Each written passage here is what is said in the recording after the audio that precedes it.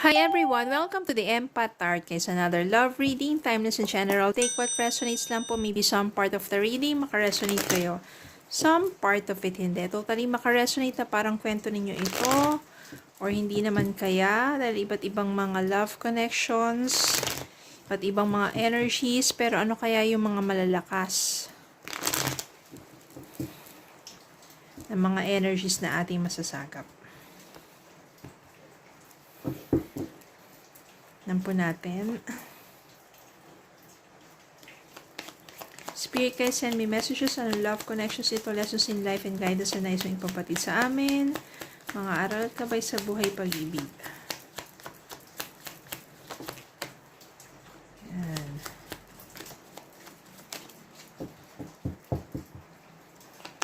Spirit guys, send me more messages.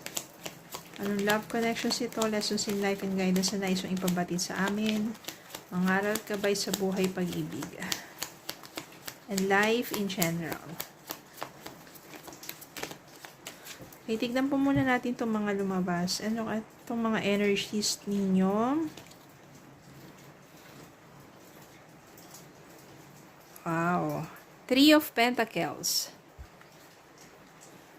10 of Cups. 10 of Pentacles, 6 of Cups, the Chariot. Itong mga energies nito magaganda. Lalo na lumabas yung 10 of Pentacles at saka yung 10 of Cups. Kasi kapag lumabas yung dalawang yan, ako, sobrang punong-puno ng pagmamahalan at masaganang pamumuhay. Maaring ito yung makamtan mo o makakamtan mo with your person. Eto na I can sense here, this is a new person. O yung matagal mo na siyang kilala. Childhood friend, no, kakilala, o childhood friend, kababata, na maaring magbabalik sa buhay mo at mag-offer siya sa'yo ng romantic relationship, no, matagal na pala may gusto sa'yo to, childhood friend mo. Then, magbabalik siya, then magre-reconnect kayo, reminisce. Yan. At maganda ang kalalabasan niyan because of 10 of Pentacles, masaganang pamumuhay, maunlad na pamumuhay, and 10 of Cups, full of love. Mahal ka ng taong ito. Mahal na mahal ka ng taong to. Kasi, nandito yung 3 of Pentacles, which is, tutulungan kayo. Magtutulungan kayo. Kaya naman, lalago ng husto ang pamumuhay ninyo. At, the Chariot, ibig sabihin, anumang pagsubok na darating sa inyong dalawa, ay inyong malalagpasan. The Chariot. No, ups and downs yan, magkahawak kamay kayong haharap sa mga pagsubok ng inyong relationship, ng inyong buhay. I can sense here, tignan naman natin, ano naman nangyari sa person mo.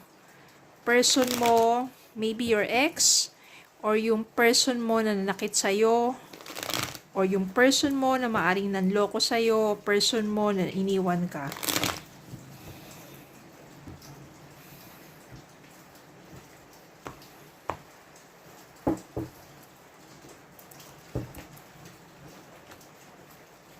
Five of Pentacles. 9 of Swords. 5 of Swords. 4 of Pentacles, 8 of Swords.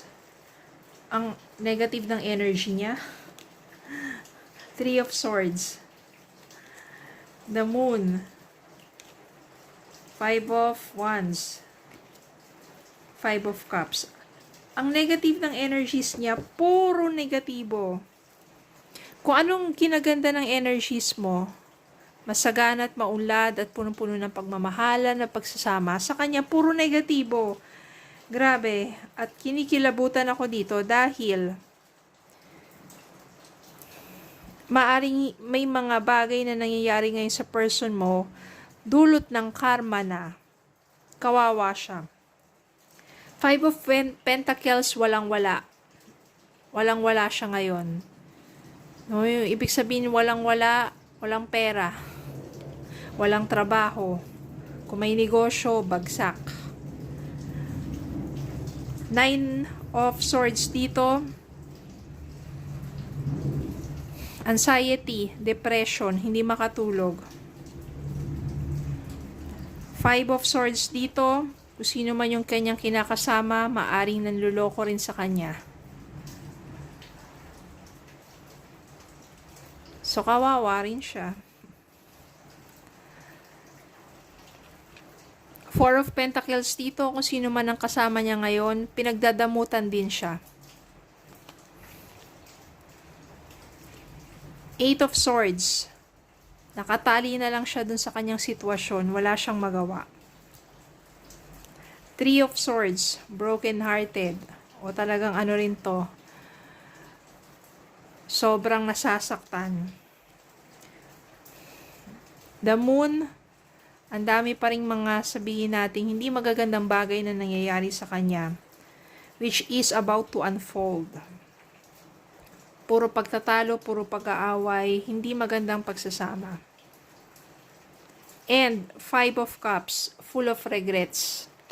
Nagsisisi siya ngayon sa ginawa niya sa'yo at nagsisisi siya ngayon dahil kung ano man yung mga kalokohan ginawa niya sa'yo before, ngayon sa kanyang kinakasama, nakatagpo siya ng mas higit pa sa kanya. Ibig sabihin niyan kung ano yung mga kalokohan, panluloko at panggigipit niya naranasan mo sa taong yon, yun ang nararanasan niya ngayon, which is maaring 3 times pa yung sakit, yung pagmamalupit, panloloko, at wala rin siyang magawa. Nakahanap siya ng katapat niya at masasabi na nating eto na yung balik sa kanya ng karma. Kawawa, nagsisisi na lang siya dahil niloko ka niya, pinaglaruan ka niya. Ngayon, ganun lang nararanasan niya sa buhay niya. Walang-wala siya ngayon. Pinagdadamutan. Niloloko pa ulit-ulit. At wala siyang magawa dahil nakatali siya dun sa sitwasyon niya. Hindi rin siya makaalis dun. So, nakakaawa. Nakakaawa yung person mo pero ganun talaga kapag umalik na yung karma, hindi mo malalagpasan yan, kawawa ka talaga. Diba? Samantalang ikaw ang ganda ng pamumuhay mo. Oh. Because, naging mabuti kang tao. Kahit na nasaktan ka, nanatili kang naging mabuting tao at higit sa lahat, hindi ka naghigante. Hindi ka nag-take ng revenge. Hindi ka nanumpa. Nagpatuloy ka na sa buhay mo, nagsumikap ka, nanatili ka mabuting tao, at mabuting mga bagay din na nangyayari sa iyo. Yan, ganyan po yun. Kahit anong sakit na naranasan mo sa taong yon, don't take revenge. Hayaan mo na si God, ang universe, ang kumilos, at gumawa ng anumang justice para sa iyo at dun din sa person mo. Okay.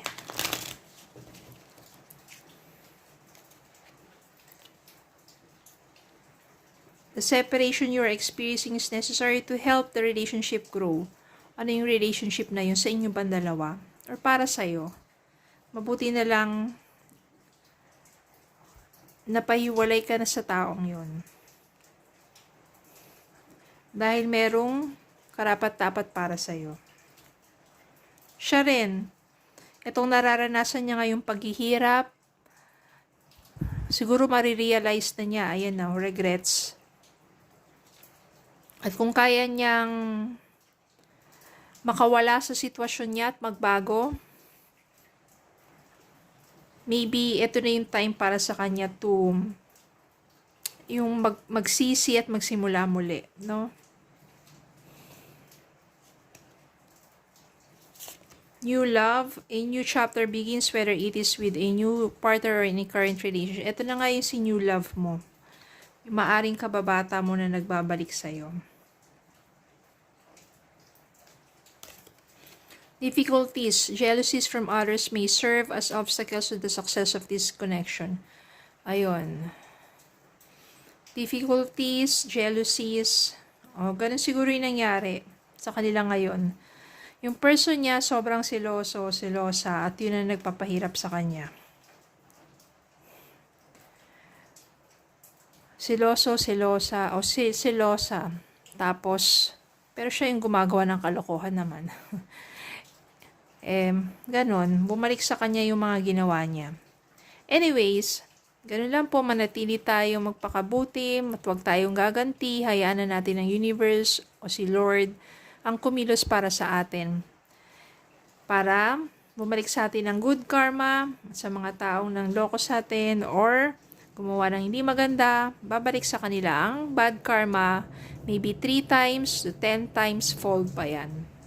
Kaya kawawa lang sila. Okay, so yun lang po. Maraming salamat po for watching. Please don't forget to like, share, comment, subscribe, follow me on Facebook and YouTube. Have a good day po and God bless.